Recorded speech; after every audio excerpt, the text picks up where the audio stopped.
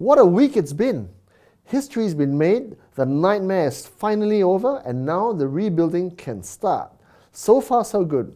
Fears of a market collapse have been allayed, a massive wall of money ensuring the index rebounded back to positive territory after a mini sell-off on Monday morning. The ringgit also has been fortified. At one point on Monday, it dropped to 3.99, but by the afternoon retraced back to 3.94.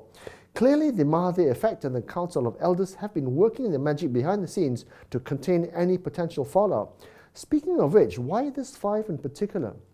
Former Bank Negara Governor Tan Sri Zeti is highly respected internationally and will help address fears among foreign fund managers that the untested new government cannot deliver. What about Tan Sri Robert Kwok? Well, he's been doing business in China since the 70s. He will be invaluable when Mahathir relooks the deal that Malaysia has inked with China. And moreover, his wealth and influence will help soothe whatever feathers Mahathir and his team will definitely ruffle when they examine the ECRL and the Iskandar among a whole slew of other deals. Now, Tun Daim Zainuddin. He's a former Minister of Finance whose business and financial acumen will prove invaluable to the fledgling Finance Minister, Lim Guan Eng, when he comes into his new role. And Tan Sri Hassan American, he spent 15 years as CEO of Petronas. He knows one or two things about managing the country's oil and gas wealth. Now that's going to be a critical function since GST is set to be dismantled and existing and new revenue sources will have to be massaged and uncovered. And what about Professor K.S. Jomo?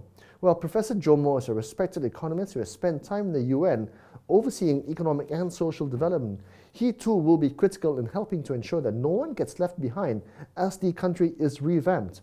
So, what can we expect? Well, this is the plan as far as I can glean. Restore the independence, integrity and accountability of key institutions such as the judiciary and the Attorney General's chambers. Improve oversight and governance, such as with the MACC, who will have the power to sentence offenders and to better protect whistleblowers. Improve transparency, such as enforcing asset declarations of senior politicians. Free the media with reviews of the Fake News Act, even abolishing the Fake News Act, the Sedition Act, and the setting up of a media council. Revamp the education system, clearly.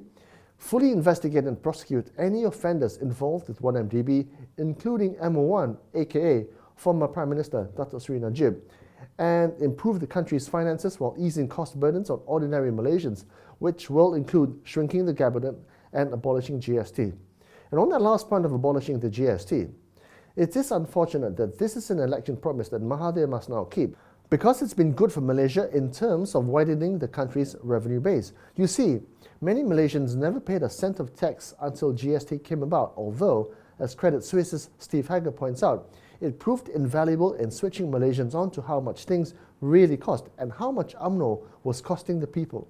Now, going forward, both the corporate and public sector can now look forward to tax monies being returned and tolls being abolished, but these two will put immense pressure on Mahathir and Pakatan Harapan to deliver. Now, they reckon Malaysia's finances can be balanced via cutting corruption, reintroducing the sales and service tax, taxing illegal cigarettes and booze, and addressing a bunch of other ways Barisan Nasional was fleecing the country, including abolishing closed tenders, which drove up the country's procurement cost to astronomical levels. Overall, though, what a sea change. Most Malaysians are giddy with happiness, what with all this change in the air. Me?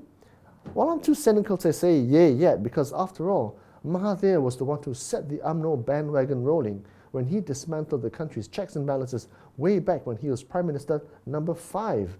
And the current Pakatan Harapan government contains too many old faces from the BN and UMNO fold for folks like me to fully trust them yet.